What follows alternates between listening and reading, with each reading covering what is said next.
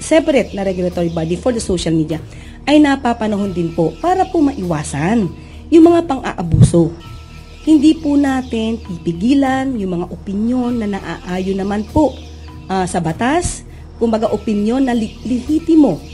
Kung ito man ay kritisismo, yan po ay dapat lang na irespeto. Una nang binigyang diin ng dating presidential spokesperson na si Attorney Salvador Panelo na mismong ang kasalukuyang pamahalaan ang pinanggagalingan umano ng mga maling impormasyon. Ayon kay Panelo, isa sa pinakamalaking halimbawa nito ang pahayag ni Pangulong Ferdinand Marcos Jr. na walang armas ang mga sumalakay na otoridad sa naganap na 16-day siege ng The Kingdom of Jesus Christ o KOJC. Tingnan niyo yung ginawa nila sa KOJC. Hindi po ba? Nakita natin. Buong mundo, napanood natin kung paano sinalakay ng mga armadong pulis, special SWAT teams, armado high-powered sinalakay. In fact, may namatay pa nga at maraming nasaktan. Pero nung tinanong ang pamahalaan,